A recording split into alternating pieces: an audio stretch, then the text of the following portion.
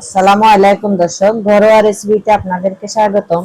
আজকে জলপাইয়ের আচার কিভাবে শর্টকাট তাড়াতাড়ি করে বাসায় তৈরি করে ফেলতে পারবেন মজা করে, সেটা রেসিপি নিয়ে আসছি। দেখবেন ইনশাআল্লাহ ভালো লাগবে। আমার রেসিপিটা ভালো লাগলে লাইক শেয়ার করবেন, সাবস্ক্রাইব করবেন নতুন ভিডিও পাওয়ার জন্য। এই আচারগুলো আমার অর্ডার ছিল। প্রত্যেক বছরই আমার সব রকম আচার অর্ডার থাকে। জলপাই, আম, বরই, তেঁতুল সব রকমের আচার আমার অর্ডার থাকে। আমার পরিচিত যত বন্ধু বান্ধবরা আছে না, সবাই আমার থেকে জলপাইয়ের আচার, আমের আচার, তেঁতুলের আচার, বরইয়ের আচার এগুলা অর্ডার করে করে নিয়ে যাই। ওদের এগুলা আমার আচারগুলো ওদের অনেক পছন্দ। আপনারা আমার আচারের রেসিপিটা দেখুন। এটা সহজেই আপনারা ঘরে তৈরি করতে পারবেন। আমার এটা যেহেতু ঘরোয়া রেসিপি, সেজন্য আমি আপনাদেরকে দেখাই দিচ্ছি কিভাবে আপনারা এই আচারটা মজা করে বাসায় তৈরি করে মজা এই আচারের স্বাদটা নিতে পারেন।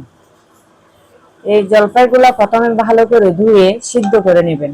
তারপর জলপাইগুলা একটু হাতে চাপ দিয়ে দিয়ে একটু ফাটিয়ে নেবেন।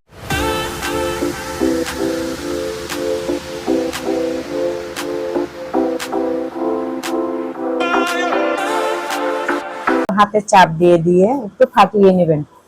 তারপর রসুন ছেঁচা, সরষের তেল কড়াইতে গরম দিয়ে রসুন ছেঁচা দিবেন। এর মধ্যে লং, এলাচ, দারচিনি, তেজপাতা এগুলো দিয়ে দিবেন।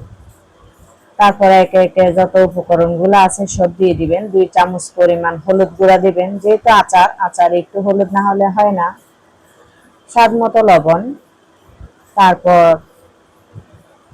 মশলাগুলো রেডি করে রাখবেন। এগুলো আমি ব্লেন্ডারে গুঁড়ি করে রাখছি।